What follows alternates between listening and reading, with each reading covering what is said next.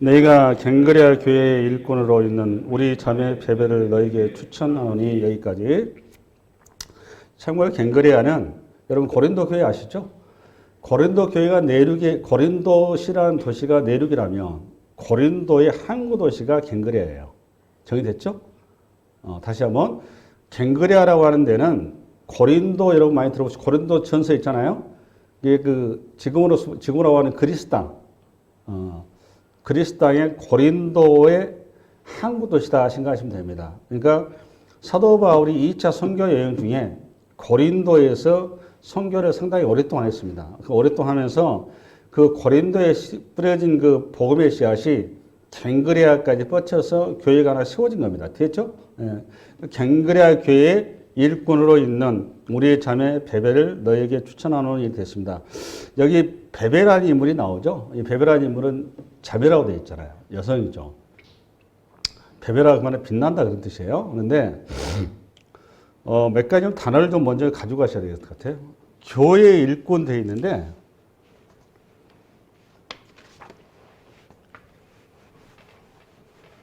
동역 평등 하나 이 세 단어 좀 기억을 좀 해놓으셔야 됩니다. 우선 우리 용어 정의가 좀 필요해요. 여러분 일꾼이다 그 말 여러분 잘 알고 있는 집사라 그런 뜻이에요. 집사라는 뜻인데 이 집사라는 뜻이 원래 2000년 전에 이때 당시의 뜻은 무슨 뜻인가 하면 정확히 하인입니다. 하인. 하인이고요. 이거 우리 식으로 말하면 여러분 식으로 말하면 종이죠. 그리고 여러분 그럼 이걸 좀 풀려면 교회에다 해석이 좀 되셔야 돼요. 교회 그러면 여러분 교회라는 게 뭐냐? 그리스도의 몸이죠. 정리되시나요? 이게 중요해요. 그리스도의 몸이 교회란 말이에요. 그러면 결국은 교회라 그 말은 우리 식으로 말하면 예수 그리스도인 거예요. 간단하게 얘기해서. 여기서 표현하고 하는 거니까 지금 교회 일꾼 이 말은 예수 그리스도의 종 그 말이에요. 정리됐습니까? 그러니까 정리되죠? 네. 예수 그리스도의 종. 원어적인 해석이 그렇다 그 말이에요. 예수 그리스도의 종인 일꾼으로 있는 우리 자매 베베를 너희에게 추천하노니 말도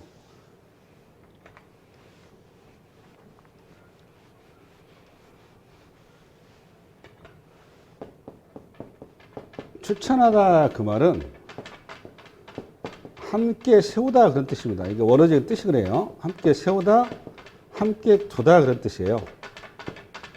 이게 뭔 소린가 하면 지금 사도 바울이 오늘 지금 로마서 16장을 열자마자 지금 문안인사를 하고 있어요. 문안인사를 하는데 베베라는 자매를 통해서 이 로마 교회를 향하여서 사도 바울이 쓴 편지를 전달하는 겁니다. 그러니까 베베가 고린도에서 지금 쓴 거거든요. 2차 선교 중에. 고린도에서 사도 바울이 로마 교회를 향해서 쓴 편지를 쓰고 있는데 그 편지를 전달할 때가 있어야 되잖아요. 지금처럼 SNS 시대가 아니니까. 직접 베베라는 여자를 통해서 지금 로마 교회에 전달하는데 그 베베를 지금 소개를 하는 겁니다. 그 소개를 하는데 여기 추천하는 이 말이 굉장히 우리로 이렇게 단순하게 써져 있어요. 근데 이게 옆에 두다, 세우다 그 말인데 로마 교회에 베베를 뭐 하고 싶다 그 말이죠? 로마 교회에 세우고 싶다 그 말이에요. 일절 정리하면 되셨나요? 프레임이? 그러면 베베라는 인물이 어떤 인물이냐? 왜 로마 교회에 베베를 세워야 되느냐라는 것이 2절의 내용이에요. 우리 한번 2절 한번 가볼까요? 2절 시작. 너희는 주 안에서 성도들의 합당한 예절로 그를 영접하고 무엇인지 그에게 소용되는 바를 도와줄지니 이는 그가 여러 사람과 나의 보호자가 되었습니다. 여기서 단어를 좀 하나 풀어가자면 우선 합당한 예절 이 단어예요. 합당한 예절이라는 단어는 단순하게 우리 한국 용어로서의 그런 인사치레가 아니고요. 사도 바울에 준하는 바울이 여러분 사도죠. 그러니까 사도 바울에 준하는 애우를 취하라 그 말입니다. 이 말은 왜 이게 중요한가 하면 사도 바울에 지금 전하는 편지 서신이 로마 교회에 전해질 때 로마 교회에서 권위가 있어야 되는 거죠. 권위가 확보되지 않으면 지금 사도 바울의 서신은 아무 의미가 없는 거죠. 이게 사도 바울이 못 가는 사도 바울의 자리를 지금 베베가 역할하는데 문제는 베베가 지금 여자라는 거예요. 근데 여러분 아시다시피 2000년 전에 여자라는 자리는 존재감이 없었던 시절입니다. 오늘 지금 사도 바울이 그걸 지적한 거예요. 이게 로마 교회 그때 당시는 온 세계 중심인 로마에서 여자라는 존재가 과연 얼마나 설득력 있겠냐 그 말이에요. 근데 문제는 여러분 알다시피 로마서가 간단한 내용이 아니죠. 로마서 지금 우리가 지금 우리 교회도 로마서를 2년에 걸쳐서 강의를 했습니다만은 여러분이 로마서에서 어느 정도 소화했는지는 저도 궁금합니다. 내가 보기엔 50% 소화했으면 훌륭해요. 로마서 자체가 일반 지금 이 시대 사람들도 이해하기가 쉽지는 않은데 저때 당시에는 우리식으로 말하면 책도 있던 시절이 아니란 말이에요. 로마 편지 하나를 딱 가지고 가서 로마 교회를 가는데 참고로 교회라고 하는 것도 지금 이 시대처럼 건물로서 형태의 교회가 아니에요. 이때 당시에는 가정교회인데 많이 모여봐야 20, 30명이란 말이에요. 그리고 이 가정교회들이 하나하나 엮어져서 수백 개가 엮어져서 로마 교회에 이렇게 칭한 거란 말이죠. 그러면 교회에 가서 사도 바울이 얘기하고자 하는 사도 바울의 신학이 뭐죠? 핵심적인 게 이신칭이죠. 이 이신칭의 신학을 전해야 되는데 이신칭의 신학이 여러분한테 만만한 내용이 아니에요. 2000년 전에 유대주의가 판을 치던 시대에 이 첫째 그 복음의 증거자들이 사실 유대인들이거든요. 헬라파, 히브리파 유대인들인데 디아스포라 유대인들을 상대해서 복음을 전하는데 유대의 어떤 기본적인 골결을 가지고 있는 그들에게 이 신칭이 믿음으로 구원한다는 이 메시지가 쉽게 먹히겠습니까? 이거를 설명하고 이해하고 납득을 시키려면 단순하게 편지를 전달하는 수준에서 머무를 수는 없는 거죠. 그러니까 오늘 베베가 지금 가는 자리는 굉장히 중요한 자리인 겁니다. 아주 중요한 자리예요. 사실 지금 이 시대 2000년의 세월 속에서 기독교사가 사도 바울에 대해 존재감을 굉장히 높게 이해하고 우리는 다 이해를 하지만 2000년 전에 사도 바울은 존재감이 없었던 시절입니다. 객관적으로 바울이 사도가 아니지 않습니까? 사도는 12명의 제자가 사도인 것이지 바울이 스스로 자기가 사도라고 지금 스스로 지금 얘기하고 다니는 거 아니에요. 그만큼 힘든 시기란 말이에요. 근데 그런 사도 바울의 복음을 전하러 가 있는데 베베가 가야 될 일은 뭐냐? 가서 이 어려운 이신칭의 신학을 일일이 교회마다 방문해서 설명을 해야 되겠죠. 이해를 시켜야 되겠죠. 가르쳐야 되겠죠. 동시에 그 자욱을 남기기 위해서는 계속해서 하나님의 이신칭의 신학을 그들이 이해하고 그들이 받아들이기 위해서는 필사를 해야 되겠죠. 그럼 여러분 생각해 보십시오. 지금 오늘 베베라고 하는 존재는 단순하게 거기에 그냥 우편 배달부가 아니에요. 그럼 어떤 존재죠? 베베가 보니까 사역자입니다. 사역자. 우리식으로 말하면 사도 바울을 대신한 자리다 그 말. 그래서 사도 바울이 오늘 여기에서 합당한 예주로 그를 영접하고 이렇게 나온 거예요. 이 말은 나를 대하듯이 동일하게 동일시해달라 그런 얘기입니다. 그리고 무엇이든지 그에게 소용되는 말을 도와줄지 이 말도 이런 얘기예요. 소용되는 말을 도와준다 그 말. 여러분 지금 오늘 보니까 지금 베베가 자기 거처를 떠나서 사실상 로마로 이사 가는 거죠. 이사 가서 이 사역을 감당하려면 감당할 의식주가 문제잖아요. 의식주를 해결해 달라 그 말입니다. 너희들이 책임해 달라. 이게 사역을 감당할 수 있도록 일을 할 수 있도록 먹는 문제, 자는 문제, 있는 문제를 해결해 달라라고 얘기하는 것이 그 오늘 사도 바울이 베베를 통해서 보낸 내용이에요. 근데 그 이유가 뭐냐? 그게 끝처리에 나와 있는데 이는 그가 여러 사람과 나의 보호자가 되었습니다. 그 말이니까 베베가 그 길을 먼저 갔다 그 말입니다. 베베가 보호자가 됐다 그 말은 의식주를 그러니까 사도 바울이 고린도에 사역을 할 때 그 의식주를 전부 다 누가 대줬다? 베베가 대줬다 그 말이에요. 그럼 여러분 돈이 있다고 이런 일을 할 수 있나요? 아니죠. 마음이 복음 앞에 눈이 띄인 자만이 이게 가능한 거죠. 그래서 여기 이제 2절에서 소용되는 바를 도와줄지니 이 말도 우리 한글 번역은 굉장히 좀 이렇게 약하게 돼 있어요. 도와줄지니 이 말의 원어의 뜻이 무슨 뜻인가 하면 여러분 그 음식점에 가면은 지배인들 서빙하죠. 네. 지금 로마 교회가 베베에게 지배인이 되어주고 종업원이 되어주라 그 말이에요. 아예 옆에 바짝 붙어서 쉽게 손님한테 서비스를 제공하듯이 베베에게 철저하게 좀 이렇게 너희들이 좀 수고 좀 해달라고 권유한 내용입니다. 정리되셨죠? 네, 그 다음에 우리 한번 3절로 넘어갑니다. 3절 시작. 너희는 그리스도 예수 안에서 나의 동역자된 브리스가와 아굴라에게 문안하라. 이거 4절까지 막 갑시다. 4절. 그들은 내 목숨을 위하여 자기들의 목까지도 내놓았나니 나뿐 아니라 이방인의 모든 교회도 그들에게 감사하리라. 5절 전반부까지. 5절 시작. 또 저의 집에 있는 교회도 뭐나라 여기까지. 여기 저의 집이 누구의 집이죠? 브리스길라와 아굴라. 그러니까 브리스길라 아굴라는 쉽게 해서 교회인 거죠. 그러니까 브리스길라와 아굴라는 참고로 배경이 이렇습니다. 다시 3절을 한번 열어놔 보세요. 3절. 3절 열면 여러분 브리스길라가 원래 그 뜻인데 지금 이게 여기 본문에는 브리스가라고 해놨죠. 요거는 애칭이에요. 이 말은 그만큼 하다 그런 뜻이겠죠. 근데 브리스가와 아굴라라고 되어 있는데 통상적으로 이 부부를 얘기할 때는 남자가 먼저 나오고 여자가 나와야 돼요.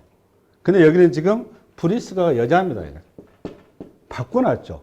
그러니까 신앙의 그 나름대로 어떤 레벨을 이렇게 통해서 한번 써놓은 것 같습니다. 근데 이 브리스가와 아굴라는 어떤 배경을 가지고 있는가 하면 사도 바울이 로마 교회를 개척할 당시에 브리스가와 아굴라가 로마에서 텐트 사업을 하고 있었어요. 우리 집은 집 짓는 사업을 하고 있었는데 이 브리스가와 아굴라가 왜 그러면 로마에 왔었느냐. 원래 이제 이 브리스가라는 이 말이 원어에 가보면 그러니까 이 헬라어로 들어가 보면 이 사람이 로마의 귀족이라는 걸 그냥 알아요. 우리는 모르지만 로마의 귀족과 아굴라 유대인이에요. 유대인이 만난 겁니다. 그런데 이 로마의 그 핍박을 통해서 어쩔 수 없이 로마 땅을 떠날 수밖에 없었는데 자기가 하는 사업이 비즈니스다 보니까 고린도로 간 겁니다.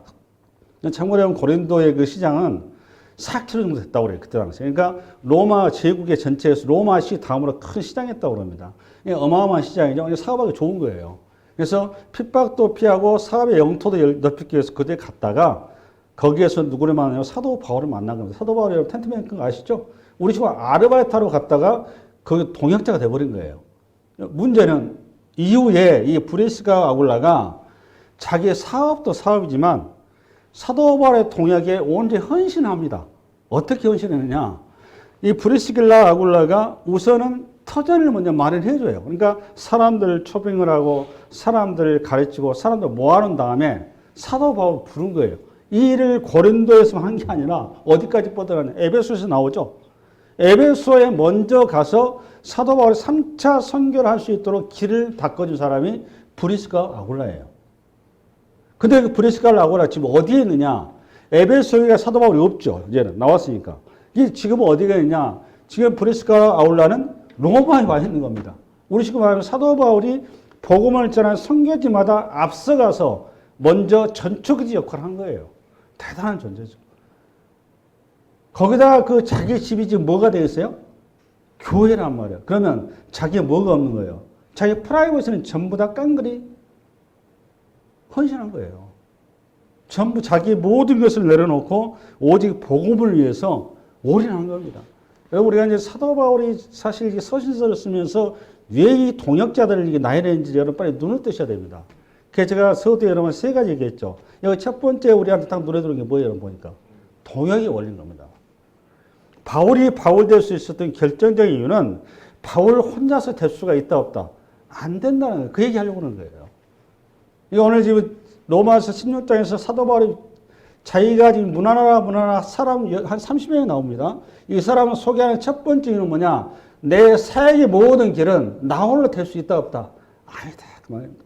하나님 나라의 일은 우리 모두가 다 지체들이 같이 동역해서 가야지 누구 한 사람의 영웅에서 스타에서 되는 게 아니라는 겁니다. 이게 교회라고 하는 거는 절대로 스타에서 움직이는 것이 아닌 겁니다. 우리 개신교 같은 경우는 특히 우리 한국교회 같은 경우 자본주의 영향을 받아가지고 목회자 설교에 올인하는 경향이 있어요. 목회자 설교에 올인하는 교회는 그거는 바른 교회가 아닙니다.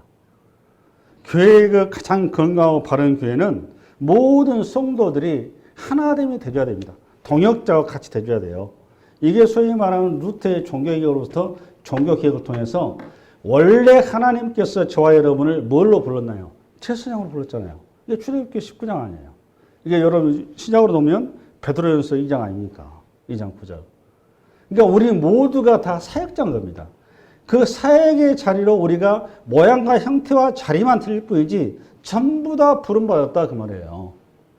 그 각대의 달란트를 따라서 사역하는데 그 사역의 자리를 발굴해주고 엮어주고 연결하고 맞춰주는 역할을 하는 것이 누구다? 바울이다 그 말이에요.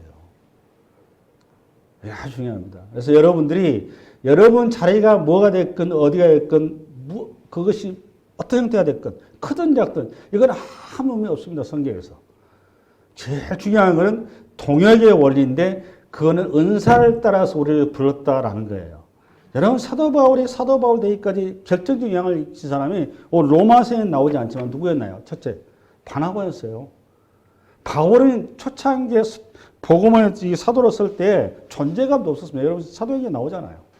1차 선교여행 우리 안디옥교회 담임 목사님 바나바였는데 그때 말단 우리식으로 목회자였단 말이에요. 사도 바울이. 그 사도 바울을 바나바가 손을 잡아준 거예요. 바나바가 소위 말하는 유대 소위 말하는 12사도의 그 주류 계열에 사도 바울을 끌어안아준 겁니다. 그래서 사도 바울이 이신칭 신앙에 거기서 목회 들어간 거예요. 그것 때문에 예수는 공예까지 이렇게 펼치지 않습니까? 사도행전에 나오면. 그러니까 첫 번째 우리가 여기서 기억해야 될 것은 동역의 원리입니다. 그러니까 교회라고 하는 것은 절대 한 개인이나 한 어떤 스타, 한 어떤 특정인에 의해서 좌지되는 게 아니에요. 그러니까 교회가 재정 문제가 어떤 사업가의 어떤 누구에 의해서 장로나 무슨 누구 힘 있는 사람에 의해서 교회가 흔들리고 좌지우지된다. 그래서 그 사람 입장 맞추느라고 설교가 이렇게 빗나간다. 이미 그건 교회 썩은 거예요. 아주 잘못된 겁니다. 교회의 가장 중요한 원리는 동역의 원리다라는 겁니다. 이걸 가장 잘 나타낸 게 어딘가 하면 고린도전서 12장 여러분 성경 열어보세요. 고린도전서 12장 펼칩니다. 1차 동역의 원리를 좀 얘기하고 있는데 폈나요? 12절 한번 봐보세요. 12절 폈으면 하면 278페이지예요. 12절 폈으면 폈죠. 우리가 같이 읽어나면 시작. 몸은 하나인데 많은 지체가 있고 몸의 지체가 많으나 한 몸인과 같이 그리스도요 그러하니라. 우리가 유대인이나 헬라인이나 종이나 자유나 다 한 성령으로 세례를 받아 한 몸이 되었고 또 다 한 성령을 마시게 하셨느니라. 몸은 한 지체뿐만 아니요 여럿이니 만일 발이 이르되 나는 손이 아니니 몸에 붙지 아니하였다 할지라도 이로써 몸에 붙지 아니한 것이 아니요 또 귀가 이르되 나는 눈이 아니라고 몸에 붙지 아니하였다 할지라도 이로써 몸에 붙지 아니한 것이 아니지. 만일 온몸이 노지면 듣는 것은 어디며 온몸이 듣는 것이면 냄새 맡는 것이 어디냐. 그러나 이제 하나님이 그 원하시는 대로 지체를 각각 몸에 두셨으니 만일 다 한 지체뿐이면 몸은 어디냐. 이제 지체는 많으나 몸은 하나라. 눈이 눈더러 내가 너를 쓸데가 없다 하거나 또는 머리가 발더러 내가 너를 쓸데가 없다 하지 못하리라. 그뿐 아니라 더 약하게 보이는 몸의 지체가 도리어 요긴하고 우리가 몸에 덜 귀히 여기는 그것들을 더욱 귀한 것들로 입혀주며 우리의 아름답지 못한 지체는 더욱 아름다운 것을 얻느니라. 할렐루야. 여기까지. 첫 번째 우리 두 베베란 인물하고 브리스가 아굴라의 어떤 그 소개를 통해서 우리에게 주는 첫 번째 사건은 동역의 원리라는 거. 동역의 원리. 그래서 우리 한번 다음에 우리가 그 다음에 나가서 우리 4절 5절로 가겠습니다. 5절 시작. 또 제 집에 있는 교회에 또 문하라. 내가 사랑하는 에베네도에게 문하라. 그는 아시아에서 그리스도께 처음 맺은 열매이라. 이 5절 이름 무슨 얘기인가 하면 에베네도라는 인물을 지금 소개를 하고 있죠. 이 에베네도가 브리스길라와 아굴라와 한 팀이 되어서 지금 어디에 있다는 거예요? 로마에 있다고 말해요. 근데 여기서 에베네도에 대한 소개를 어떻게 하고 있는가 하면 아시아에서 그리스도께 처음 맺은 열매이라 할 때 여기서 이제 원문을 들어가면 뭔가 하면 사도 바울 1, 2, 3차 선교하죠. 선교하는데 에베소 교회에서 2년 반 동안 거의 3년 가까이 선교를 거기서 목회를 해요. 정작 목회를 하는데 에베소 교회에서 정착 목회를 할 때 이 에베소 교회에 문을 열은 사람이 브리스가와 아굴라라고 그랬죠. 근데 거기에서 첫 우리식으로 말하면 회신자가 누구였다? 에베네도다 그 말이에요. 그걸 이렇게 쏘는 거예요. 정리됐죠? 네. 그러니까 에베네도가 에베소 교회의 첫 회심자였다 그 말인데 그가 하나님의 은혜에 감동이 되어서 단순한 성도로 머물지 않고 사역자의 길을 동참하고 나선 거예요. 그래서 에베소에 자기의 집과 터전을 내려놓고 지금 어디에 와 있다는 거죠? 로마에 와 있다 그 말이에요. 왜 로마에 와 있다고? 사도 바울의 선교의 전초 기준을 마련하기 위해서 기꺼이 헌신했다 그 말입니다. 그러면 사도 바울 지금 오늘 에베소를 왜 소개하고 있는 거죠? 브리스카 아굴라 베베를 왜 소개하고 있는 거죠? 로마 교회로 하여금 이들에 대해서 교제하라 그 말입니다. 교회는 예수 안에서 하나다 그 말이에요. 이제 정의를 가야 되는데, 두 번째, 하나됨의 원리를 좀 가야 됩니다. 사도 바울이 얘기하려고 하는 게 이거예요. 우선은 본문 좀 하나 보고 갑시다. 골로새서 1장 18절 열어봐. 골로새서 1장 18절. 우리 한번 읽어볼까요? 시작. 그는 몸인 교회의 머리시라. 그가 근본이시오 죽은 자들 가운데 먼저 나시니 이는 친히 만물의 으뜸이 되려 하십니다. 여기 이제 몸이 있고 그 다음에 뭐가 있고 머리가 있죠. 몸이 있어. 이 머리가 누구라는 거예요? 예수 그리스도죠. 몸은 누구라는 거예요? 지체니까 성도가 되는 거죠. 정리됐나요? 그러니까 사도 바울이 그 자기 고린도전서 12장, 로마서 12장, 에베소서 2장하고 4장 이렇게 크게 이제 그 교회론을 얘기할 때 교회가 뭐냐고 하는 게 툴을 우리한테 이해를 쉽게 예화를 방식이 뭔가 하면 사람의 몸에 비유를 하고 또 하나는 건물로 비유를 한단 말이에요. 그러면 사람의 몸과 건물은 여기서 이제 여러분 빨리 눈치채셔야 됩니다. 몸과 머리는 요건 뗄 수 있다 없다?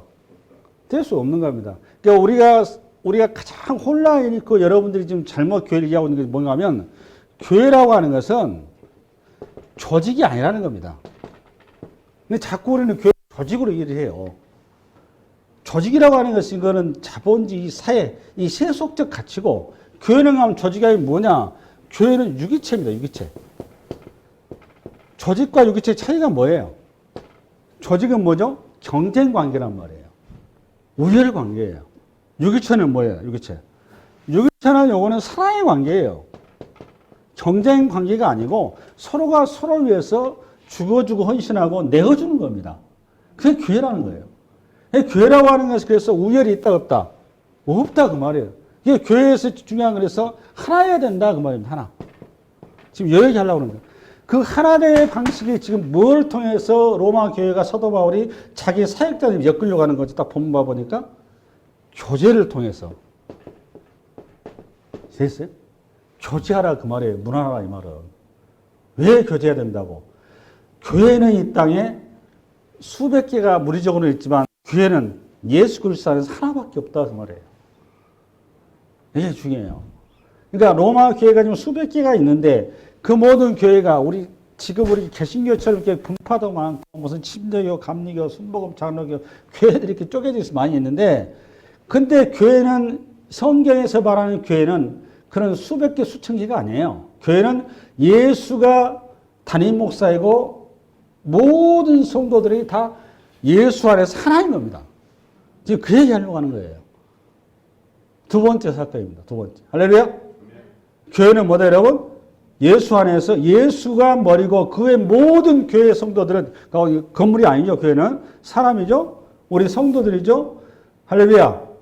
그리고 모두가 다 예수 안에서 하나다. 그 말 하나. 그 얘기 잘 나오는 게 지금 어디가 되냐. 우리가 먼저 로마서 12장 4절 5절 한번 가보세요. 로마서 12장 4절 5절 한번 가보겠습니다. 몇 군데 보면 직접 말씀 찾읍시다. 로마 12장 4절 PPT를 제가 준비 안 했습니다. 4절 5절 폈나요? 우리 한번 읽겠습니다. 시작. 우리가 한 몸에 많은 지체를 가졌으나 모든 지체가 같은 기능을 가진 것이 아니니 이와 같이 우리 많은 사람이 그리스도 안에서 한 몸이 되어 서로 지체가 되느니라. 정리됐죠? 그러니까 우리 예수 안에서 모두가 하나란 말이에요. 하나. 할렐루야. 그 다음에 또 하나 우리 어디를 가냐. 에베소서를 가보겠습니다. 에베소서 어디를 갈까 하면 4장으로 가보겠습니다. 4장. 12절부터 가보겠습니다. 에베소서.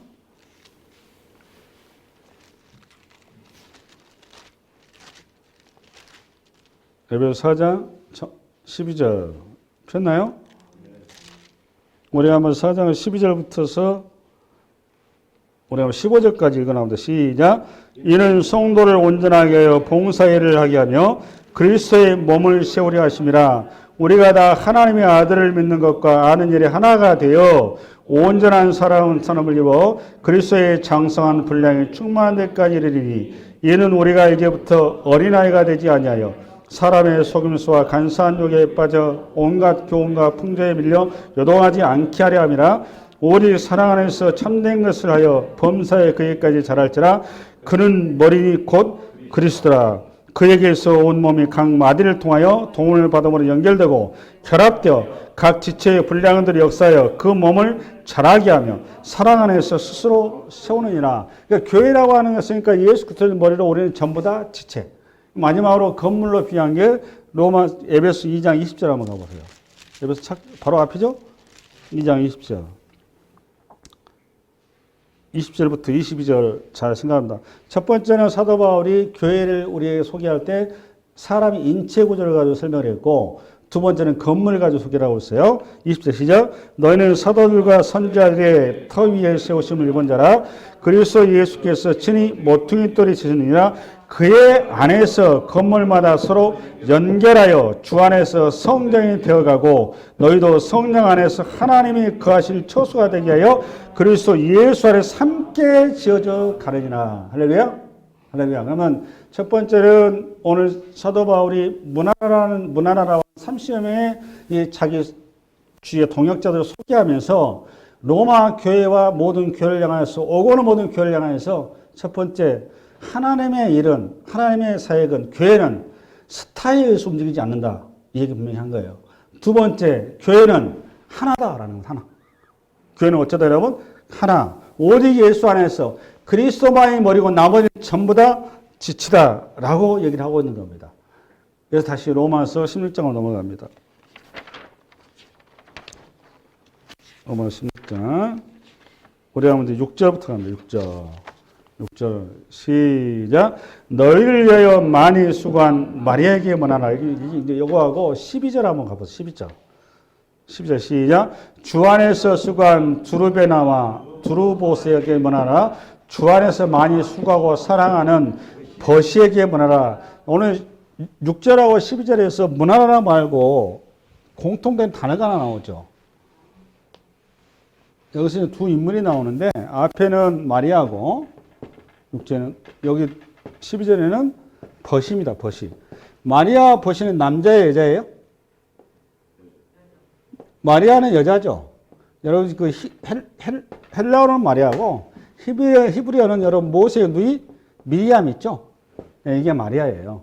마리아고 이거 여자죠. 그럼 버시는 남자예요, 여자예요? 이거 여자입니다, 여자. 여자인데 여기에 이제 이 단어가 이게 한글로 이렇게 번역이 되어 있다 보니까 우리의 뜻을 제대로 몰라서 그래요. 수고한 이 말은, 그리고 여기는 수고하고 되어 있죠? 수고하고 현재형으로 되어 있죠? 근데 이거는 원어는 과거입니다, 과거. 그리고 수고하다 그 말은 진을 짜다 그 말이에요. 진을 짜다. 됐어요? 근데 6절 다시 열어봐, 6절. 읽겠습니다. 시작. 너희를 위하여 많이 수고한 마리아에게만, 여기 해석을 잘 해놨어요. 수고한이 맞습니다. 그러면 이 마리아하고 버시는 지금 현재 성년일까요? 아니면 청년일까요? 중년일까요? 아니면 노년일까요? 제가 힌트를 다 드렸어요. 지금 사도 바울이 지금 이 두 인물에 대해서 과거형을 써놨죠. 어떤 존재라는 거죠? 수고했던, 그러니까 로마 교회를 세웠던 존재들이다 그 말이에요. 할머니다 그 말이에요. 그럼 왜 이분을 써놨을까요? 이분을 왜 썼을까요? 지금 이 마리아라 이 말은 지금 이게 우리 식으로 말하면 로마 이름이 아니죠. 어느 나라 이름이에요? 유대인이죠. 그러면 지금 유대인임에도 불구하고 그가 지금 어느 땅에 가 있어요? 이국 땅 로마에 가 있죠. 왜 로마에 가 있다는 거예요? 복음에 매여서 복음의 증인으로 서기 위해서 자기 인생을 걸었다 그 말이에요. 그래서 너희 로마 교회를 세웠다 그 말입니다. 그런데 지금은 어떻게 돼 있어요? 할머니가 되어서 자기 모든 인생을 들여서 헌신했던 그에게 문하라 그 말이에요. 수고한 그 모든 수고자들을 잊지 말아라 그 말이다. 그들의 발자취 흔적을 잊지 말아라 그 말이에요. 그 수고와 그들의 노고와 그들의 그 헌신이 있었기에 오늘의 로마 교회가 있었다 그 말이에요. 할렐루야. 그냥 너희들의 교회가 너희 터전이 되는 게 아니다 그 말입니다. 정리되셨나요? 그 다음에 우리 7절 시작. 내 친척이요 나와 함께 갇혔던 안드로니고와 유냐에게 문하라. 그들은 사도들에게 존중이 여겨지고 또한 나보다 먼저 그리스도 안에 있는, 그러니까 사도 바울보다 먼저 예수를 믿었다 그 말이죠. 누가 그랬다는 거죠? 안드로니고와 유냐. 그런데 여기서 친척이라는 단어에 대해 해석입니다. 이 친척이라는 단어는 여러분이 생각하는 그냥 우리 혈육 이런 개념이 아니에요. 이 단어를 로마서 9장 3절 4절 PPT가 있을 것 같은데 로마서 9장 3절 4절 읽어보세요. 시작. 나의 형제 곧 골계 친척을 위하여 내 자신이 저주를 받아 그리스도에게서 끊어질지라도 원하는 바로다. 그들은 이스라엘 사람이라 그들에게는 양자됨과 영광과 언약들과 율법을 세우신 것과 예배와 약속들이 있고, 여러분 로마서 그냥 설명 안 드리겠습니다. 이스라엘의 구원에 대해서 지금 사도 바울이 얘기한 거예요. 근데 사도 바울이 내 동족이, 나는 지금 이방의 선교사지만 내 동족이 지옥 가는 것만큼은 내가 눈뜨고 못 보겠다. 차라리 내가 지옥 가고 말겠다. 그 얘기한 거예요. 그러면서 이스라엘 사람들을 어떻게 표현하냐. 3절 다시. 9장 3절. 시작. 나의 형제 곧 권력의 친척. 그러니까 이스라엘 동족을 지금 사도 바울이 뭘로 속이라고 써요? 친척. 그러면 이스라엘 저걸 좀 로마 16장에 나온 친척이라는 말은 자기 친척이라는 거예요? 아니면 이스라엘 민족이라는 거예요? 그 얘기하려고 그런 거예요. 그 얘기. 정리됐어요? 원어의 해석이 그렇다는 말이에요. 이게 사도 바울의 무슨 그 사돈의 8촌 이런 게 아니에요. 이스라엘 민족 동족이다 그 말이에요. 정리됐죠? 그러고 나서 이제 이거는 7장은 넘어가고, 그 다음에 8절, 9절이 중요합니다. 8절, 9절, 로마서 10절 8절 시작. 또 주 안에서 내 사랑하는 암블리아에게 문하라.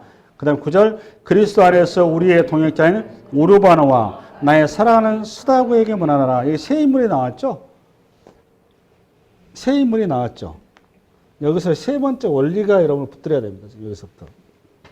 첫 번째는 동역의 원리, 두 번째는 무슨 원리? 네? 하나됨의 원리. 마지막 세 번째는 무슨 원리가 되겠어요? 평등의 원리. 그럼 왜 내가 얘기를 하고 있느냐? 우선 여기 암블리아 있죠? 암블리아. 그 다음에 또 누구 나오죠? 우르바노. 그 다음에 스다구. 요 세 사람은 노예입니다. 노예고, 이 다음에 잠깐만, 그 10절 한번 읽어. 10절 시작. 그리스도 안에서 인정을 받은 아벨레에게 문하라. 여기 아벨레는 귀족입니다. 귀족이에요. 근데 우리는 이제 이게 안 보인단 말이에요. 귀족이에요.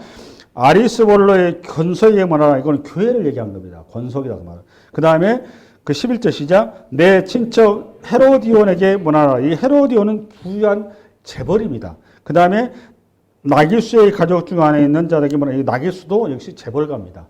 그럼 12절 시작. 주 안에서 수고한 두루베나와 두루보사에게 문하라. 두루베사와 두루보사는 귀족입니다. 정리됐습니까?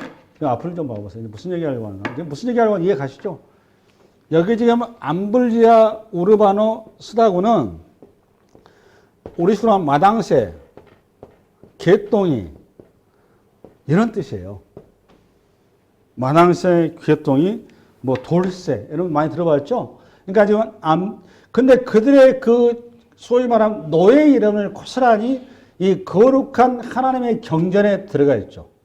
그것도 누구 앞서 들어가 있어요? 귀족과 재벌 앞에 들어가 있죠. 뭘 얘기하려고 하는 걸까요? 지금 여러분 이 배경이 좀 필요합니다. 여러분 초대교회가 굉장히 그 핍박을 받았죠. 핍박을 받는 이유가 여러분 왜 핍박을 받는 줄 아세요? 그 여러 요소 중에 핵심적인 요소가 뭔가 하면 초대교회는 신분을 타파했습니다. 평등 공동체였다 그 말이에요. 이게 굉장히 중요합니다. 이게 초대교회는 그러니까 노예 계급이랄지 하층민들이 주류를 이뤘었습니다. 올해 우리 한국교회 같은 경우는 못 먹고 못 입고 살 때 번영신학이 판을 쳤죠. 우선 돈 버는 것처럼. 그 시대 욕구가 그랬단 말이에요. 이 시대. 마찬가지 2000년 전에는 욕구가 뭐예요? 계급사회였기 때문에 신분 상승이란 말이에요. 근데 교회를 가니까 노예 취급을 않고 사람을 학대하지 않고 사람을 하대하지 않고 동일 선상에서 형제 자매로 부르는 겁니다. 이거는 그 시대의 지배계층에게는 혁명이고 큰 핍박의 요소인 거예요. 그래서 교회를 굉장히 좋지 않은 시선으로 봤던 겁니다. 이게 핍박의 원인 중에 하나예요.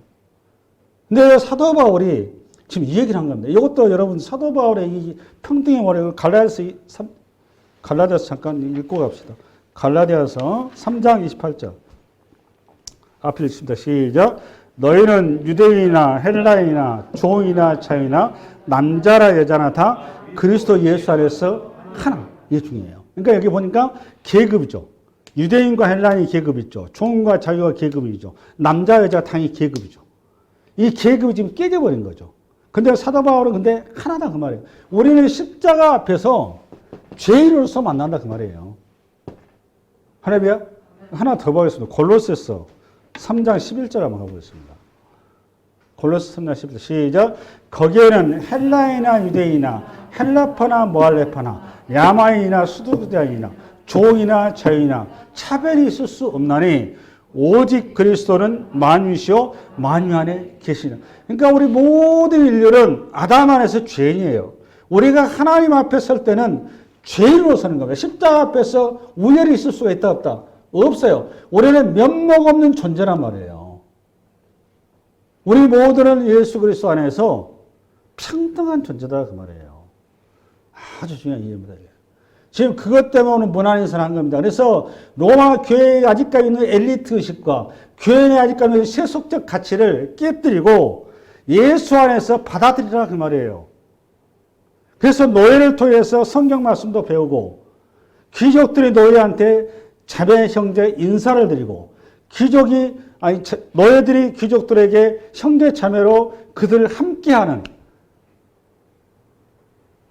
선악의 셈이 넘쳐오리라 이사야서에게 말씀이 시연되는 거죠. 할렐루야. 이 세 가지 원리를 사도 바울이 이 무난하라는 인사 속에서 우리에게 오고는 교회를 향하여서 얘기를 하고 싶었던 거다 그 말이에요. 마지막으로 첨가물로 한마디만 더 하고 넘어가겠습니다. 시간은 같지만 우리 어디를 가는가 하면 우리 한번 13절에 갑니다. 13절 시작. 주 안에서 택하심은 루포와 그의 어머니에게 문하라. 그의 어머니는 곧 내 어머니라. 기가 막히죠. 여러분 루포가 누구고 그 루포의 어머니가 누군지 알으셔야 되잖아요. 이걸 하려면 어디를 가야 되는가 하면 이건 PPT를 준비했을 거예요. 마가복음 15장 21절 한번 해보겠습니다. 15장 PPT를 열어봐요. 한번 읽어볼까요? 시작. 마침 알렉산더와 루포의 아버지인 구레네 사람 시몬이 시골로부터 와서 지나가는데 그들이 그를 억지로 같이 가게 하여 예수를 십자가에 지고 여기 지금 이름이 조금 전에 겹치는 인물이 하나 나왔죠? 루포죠. 이 루포가 그러니까 어떤 존재인가 하면 루포를 중심으로 해서 어머니가 있고 또 아버지가 있죠. 구레네 사람 시몬이죠. 이 시몬이 뭘 했죠? 억지로 십자가를 졌죠. 왜 억지로 십자가를 진 거죠? 그러니까 유월절이었어요. 우리 주님께서 이제 십자가사가 유월절이죠. 그러니까 디아스포라 유대인인 겁니다. 디아스포라 유대인에서 3대 절기 중에 하나는 반드시 예루살렘에 오도록 돼 있어요. 디아스포라 유대인들이. 유월절 때 예루살렘에 왔다가 마침 그때 예수님의 십자가 행렬에 지나갔는데 우리 주님께서 밤새도록 학대를 당하셨어요. 힘이 없었단 말이에요. 자꾸 쓰러져요. 그러니까 시간을 지체할 수가 없으니까 로마 군병이 검둥이가 있는 거예요. 힘을 세게 부는 검둥이가. 붙잡아가지고 야 너 십자가 져 이리 된 거란 말이에요. 얼떨결에 지금 여기 구레네 사람 시몬 그러니까 루포의 아버지가 예수님의 뭘 진 거죠? 십자가. 이 얼떨결에 졌던 억지로 십자가가 인연이 되어 우리 주님이 그냥 넘어가지 않으신 거예요. 이 가정의 복음의 씨앗을 심은 거란 말이에요. 할렐루야. 그래서 그 가정이 복음화되면서 그 자자손손 복음으로 헌신의 가정이 되었더라 그 말이에요. 근데 그 어머니가 흑인이죠. 백인이 흑인이에요. 구레네라 그 말이 흑인이다 그 말이에요. 흑인 가정의 어머니가 유대 최고 엘리트 중에 엘리트인 사도 바울에 지금 뭐가 되어 있어요? 영적 어머니가 되어 있다고요. 여러분 영적 어머니 아무나 표현할 수 있어요? 그러니까 사도 바울이 구레 사람 흑인 어머니에게 자기 인생의 모든 대수사를 알렸다 그 말이에요. 왜 알렸을까요? 그분이 나의 모든 것을 깨뜨리고 하나님 앞에 기도해 주더라 그 말이에요. 어머니처럼. 할렐루야. 여러분 자리가 어떤 자리일지는 모르겠으나 우리의 자리는 우리가 그렇게 소소한 자리인 것 같은데 하나님의 나라의 영광의 자리로 각자가 이렇게 부름받았던 사실에 눈을 뜨시고 이 무난한 사랑의 말씀 속에서 여러분의 진정한 성도의 가치를 알아가는 은혜가 있기 바랍니다. 수고하셨습니다.